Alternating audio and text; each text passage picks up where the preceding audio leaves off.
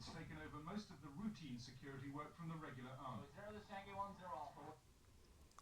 I just thought that I would spend a little bit of time talking about the strategy of Ulsterisation.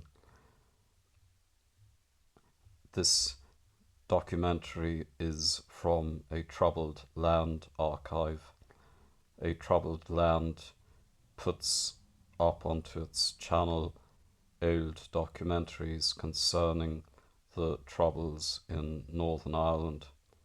Here we see the policy of Ulsterisation in action. The policy of Ulsterisation comes from Vietnamisation.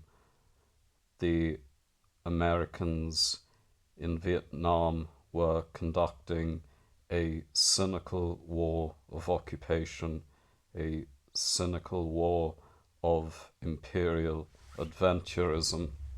However, the American government did not want to frame the war in Vietnam this way. The American government wanted to frame the war in Vietnam as a civil war between the capitalist Vietnamese and the communist Vietnamese. The American army was only there so as to provide assistance to the capitalist Vietnamese. And the Americans continue to use this strategy. The war of adventure in Afghanistan was framed in this way,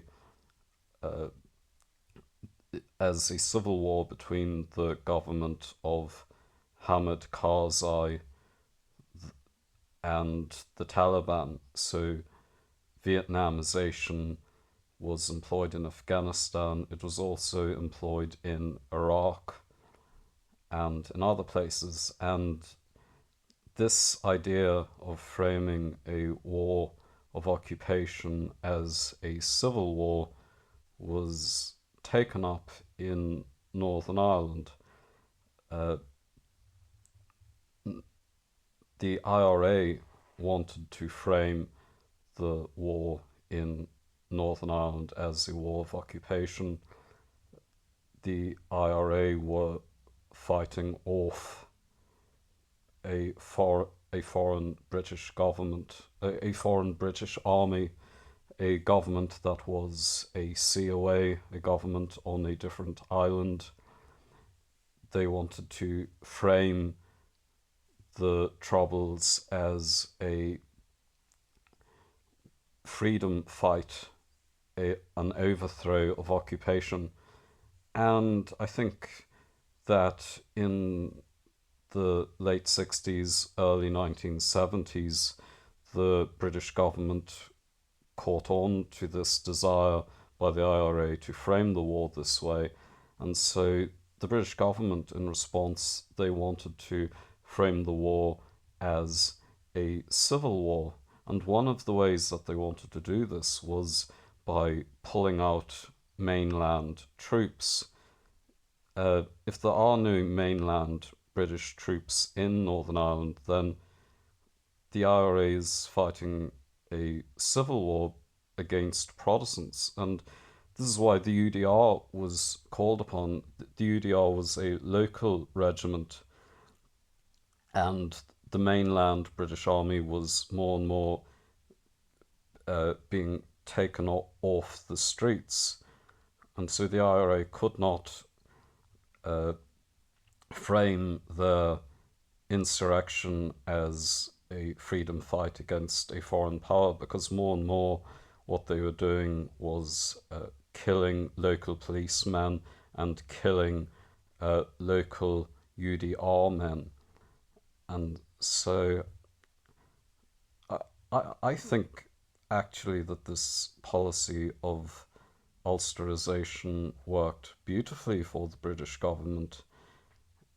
And in my view, it is still in action today. In Northern Ireland, we have a local parliament called Stormont. We have a local police force, the Police Service of Northern Ireland, incorporating the Royal Ulster Constabulary, usually shortened to the PSNI. We have a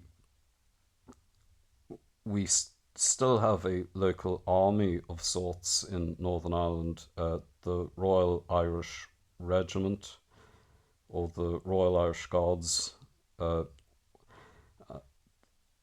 British Army are not really on the streets in Northern Ireland. I think they try not to be. The last mainland British troops to be killed were at Mazarine Barracks.